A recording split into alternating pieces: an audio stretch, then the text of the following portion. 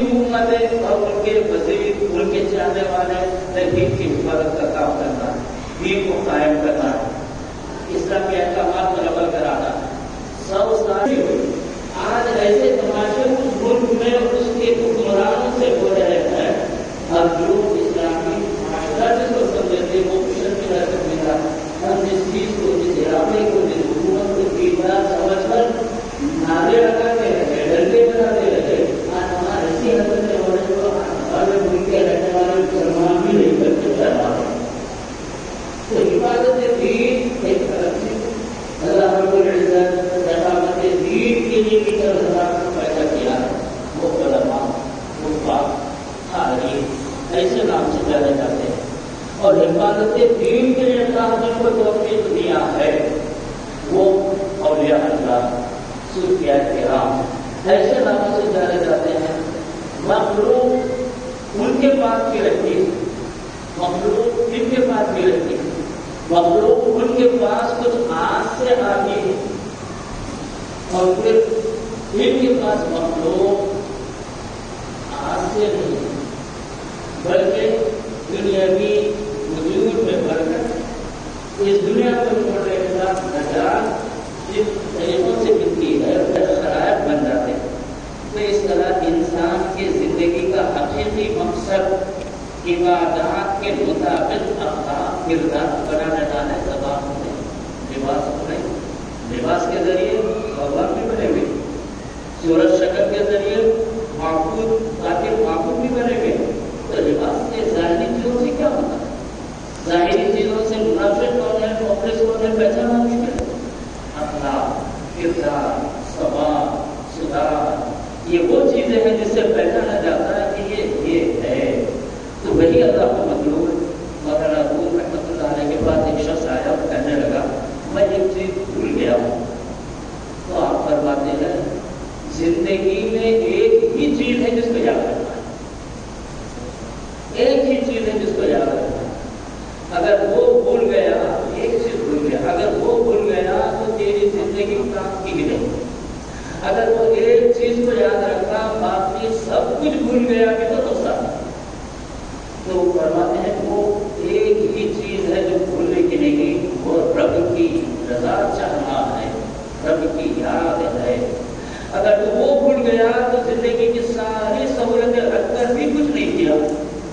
اگر وہ ایک کو یاد کرتے ہوئے زندگی کی کئی ضروریات کو بھول گیا، چھوڑ دیا، تبھی کوئی نقصان نہیں ہے۔ تو یہ زندگی بڑی ٹھیک بھی ہے، اس کا ایک ہی مقصد ہے رب کو راضی کر دو، اسی پر محنت کراتے ہیں صوفیاء کرام، کیونکہ اللہ رب العزت فرما دیا ہے اگر ہم کسی کو مال بیچ کے، خریدنے والی کی ذمہ داری ہے مال کی حفاظت کرنا، تو اللہ رب العزت مومن کے جان مال کو جنت میں بس خرید لیا ہے، اور اس کے ڈاکومنٹ قرآن کی شکل میں موجود ہے، یہ ڈیلیٹ کرانے والے پیارے نبی محمد مصطفیٰ صلی اللہ علیہ وسلم کے موجود ہیں۔ تو یہ اتنے بڑے ہم سے سودا کرا، ہمارا سودا کرانے والے قرآن جس کا دستاویز ڈاکومنٹ، جس کا ثبوت ہے، رب جو ساری کائنات کا خالق بھی ہے، مالک بھی ہے، وہ خرید لیا ہے ہمارے مال کو، ہماری جان۔ اب ہمارے مال، ہماری جان کی حفاظت اب ہمارے پاس نہیں، دربار کرنا چاہیے تو بتا جان کس کی تھی وہ خرید لیا ہے، مال کس کا ہے وہ خرید لیا، کوئی حفاظت جیسا چاہے کر لے، ورنہ ہمارے ذمہ تو ایک ہی چیز ہے دین الہی کی حفاظت۔ حضرت امام حسین تو وہی کیے ہیں، ایک چیز سنبھال لیے، اور یہ چھوڑ کر سب کچھ سنبھالنے والے یزیدی کتنا اثر ہے، کیا رہا؟ تو ایک ہی چیزیں نہیں بھولنے کی۔ تو صوفیاء کرام یہی تربیت کرتے ہیں، یہی سنبھال کراتے ہیں، یہی سنبھال کراتے ہیں۔ تو اس طرح اقامت دین یہ علماء سے ملتا ہے طریقہ، اور حفاظت دین یہ اولیاء کرام سے ملتا ہے، اس کو بھی نہیں چھوڑنا، اس کو بھی نہیں چھوڑنا۔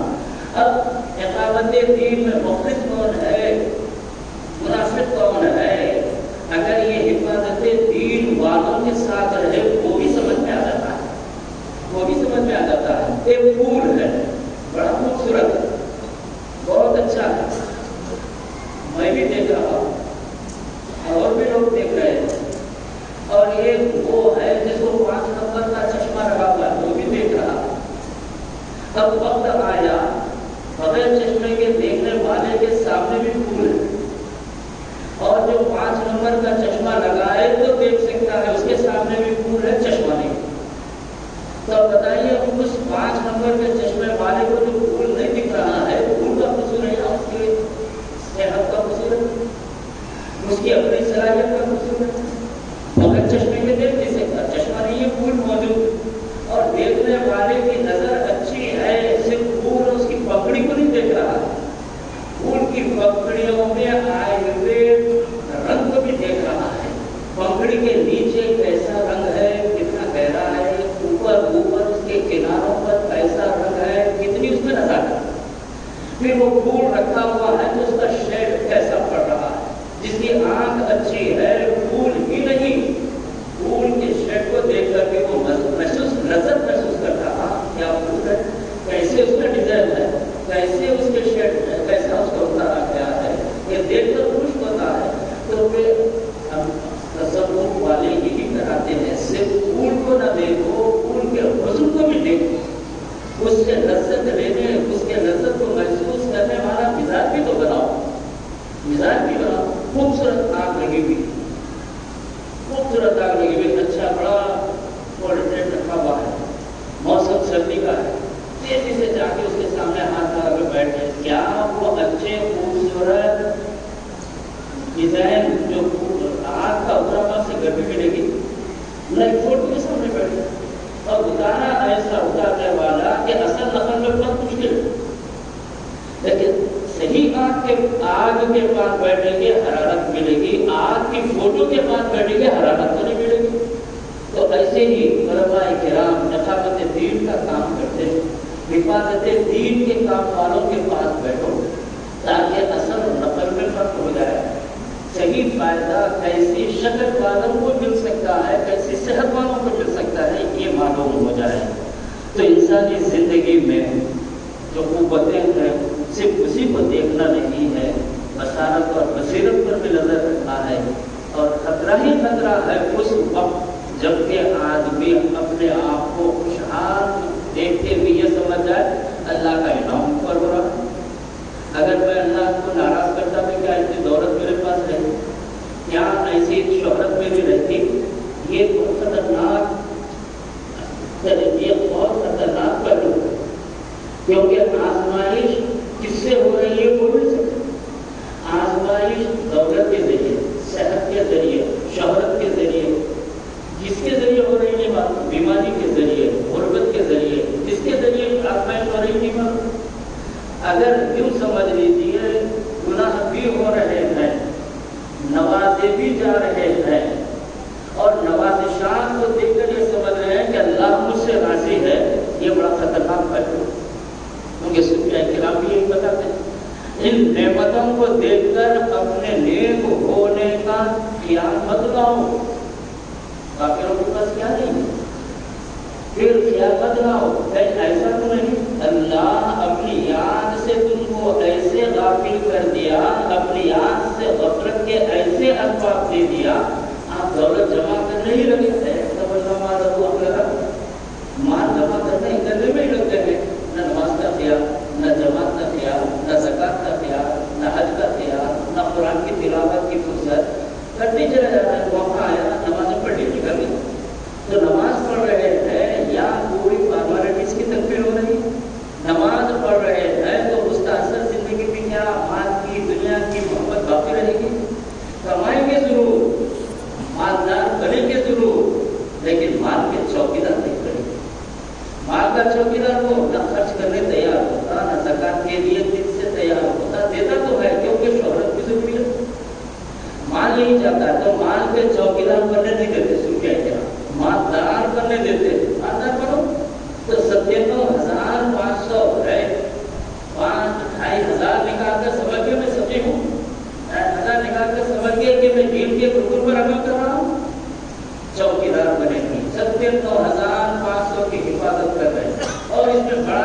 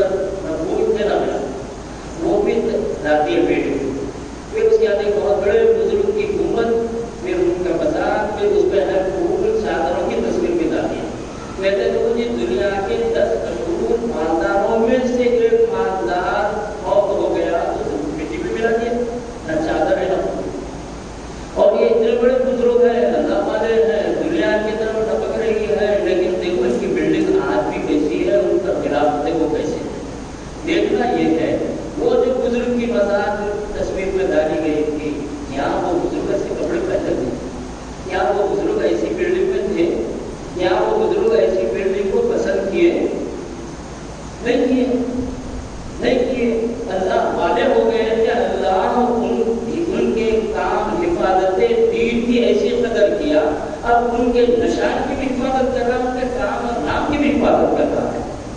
اور وہ بادشاہ نے اتنے محل بنایا اپنے ملک میں، باہر کئی ملکوں میں کئی جزیرے اس کے ہیں، اور اتنی دولت اس کے پاس ہے، اگر ان 24 گھنٹے بھی مسلسل خرچ کرتا جاتا تو 1 گھنٹے کی آمدنی جتنی ہے وہ بھی پوری ختم نہیں ہوتی. مال کو جمع کیا، مالدار بنا، مرنے کے بعد پھر مٹی میں ڈرائے جانے کے قابل ہے تو کتنا ہوگا، اس کی یادیں کون باقی رکھے گا؟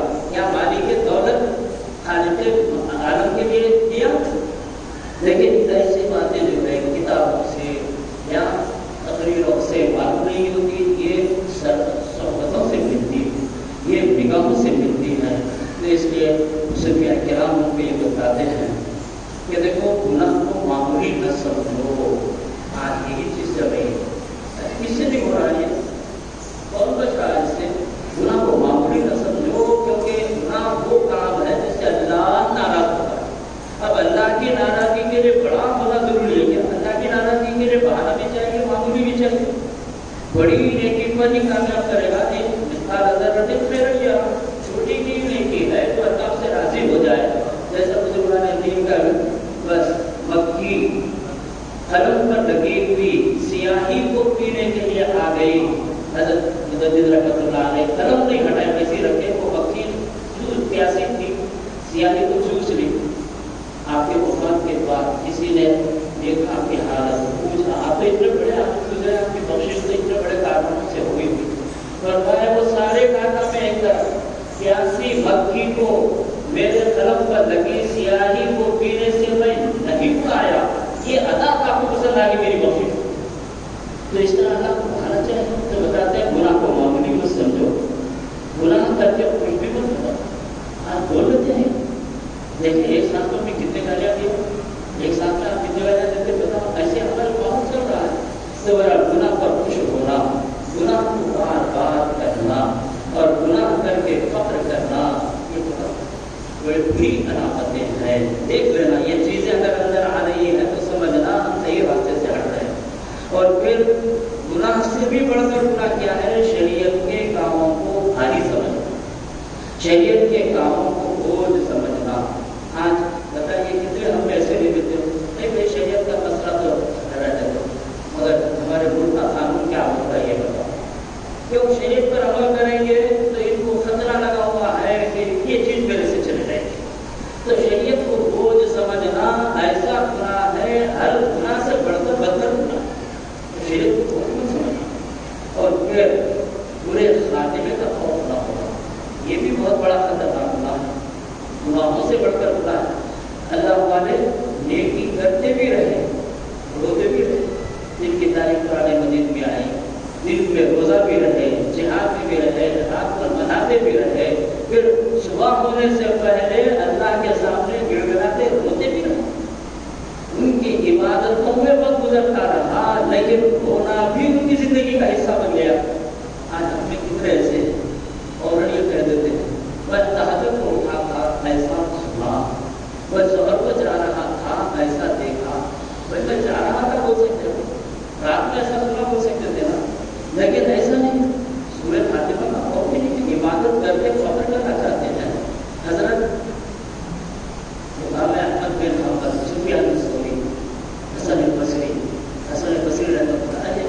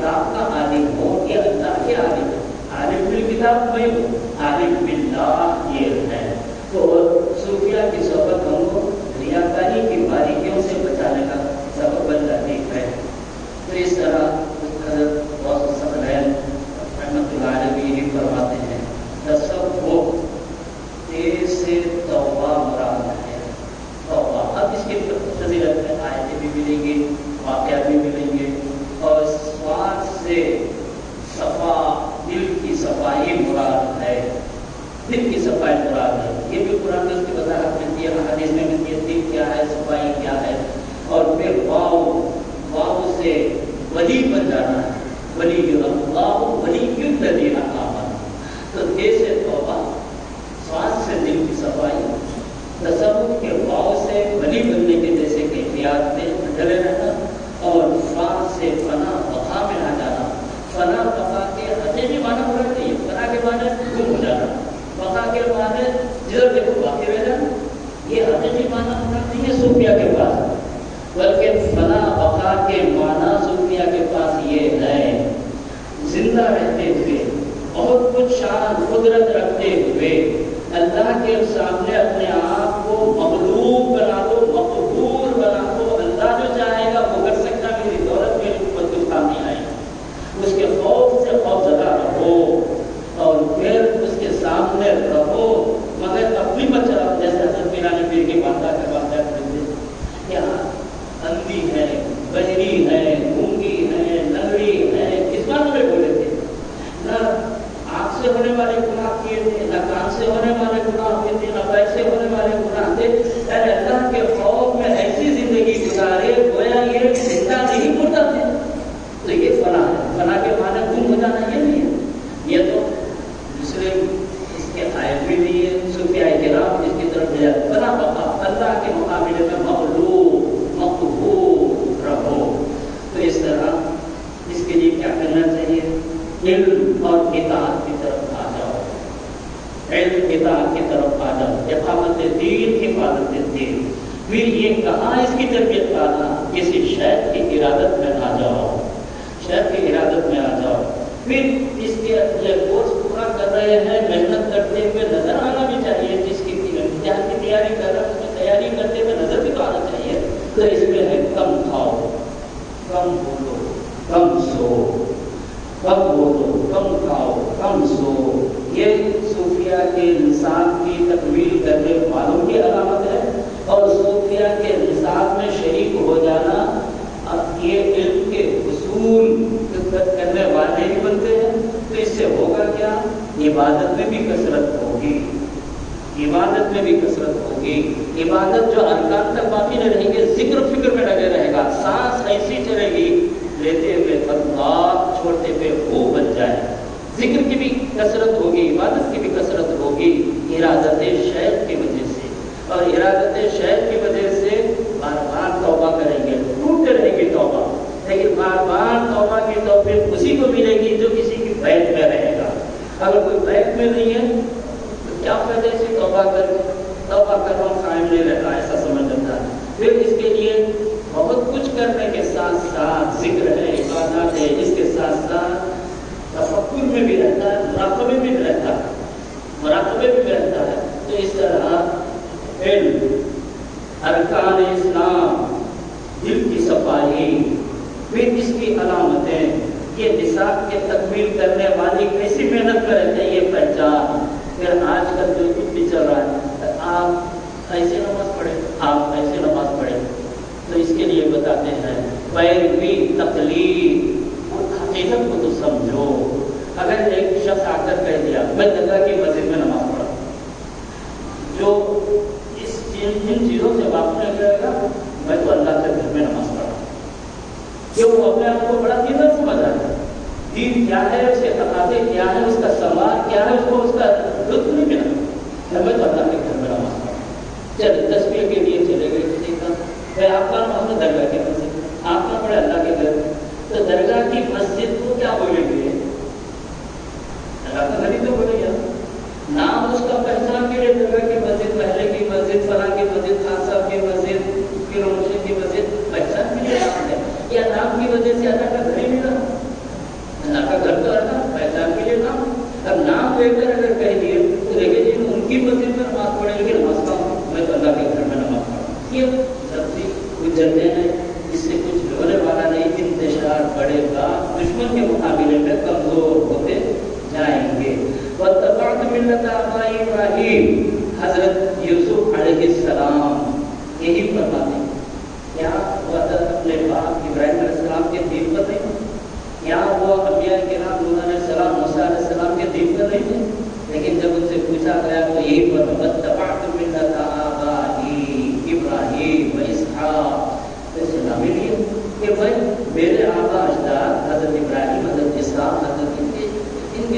इनके दिन पर बैठे, इनके दिन पर तो क्या ये दिन इस्लाम से हट गए?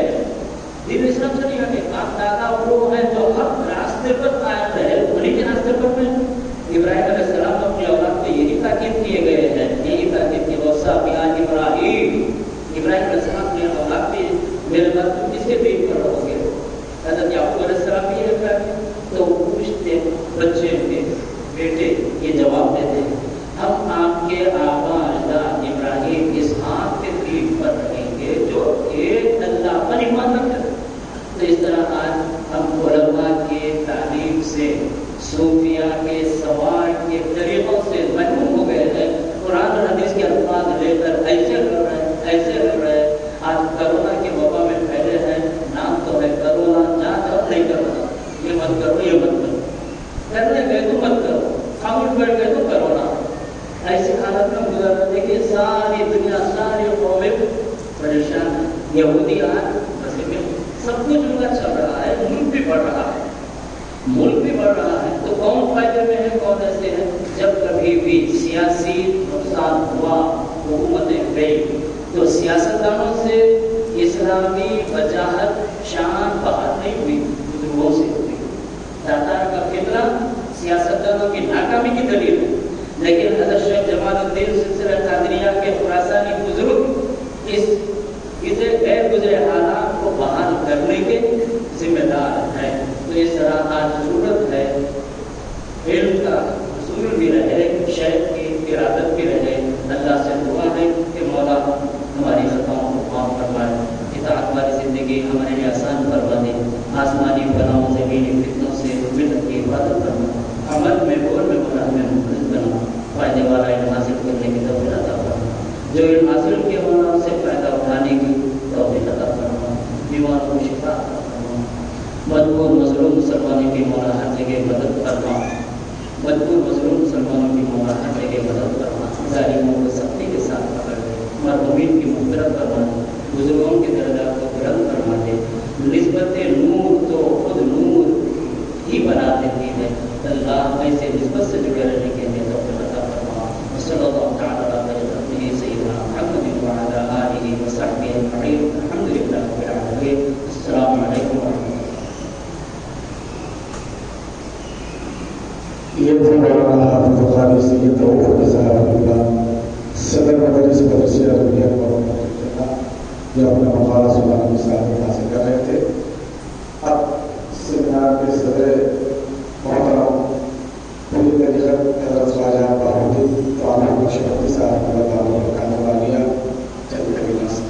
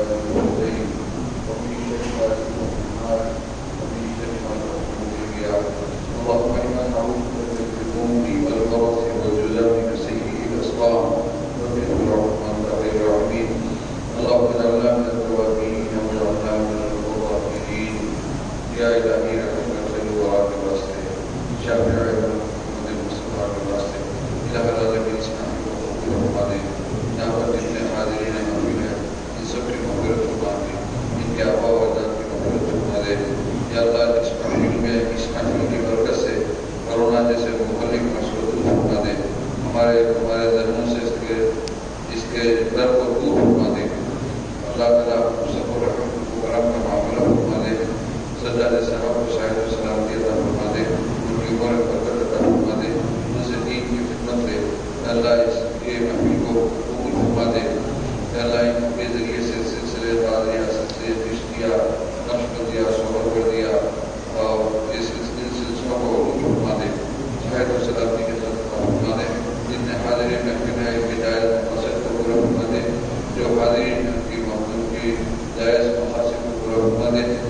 بیمار صحت و سلامتی کا فرما دے، جو پریشان کام کی پریشانیاں دور فرما دے۔ صلی اللہ تعالی علی خیر خلقہ سیدنا محمد وعلی آلہ وصحبہ اجمعین۔ ربنا تقبل منا الفاتحہ۔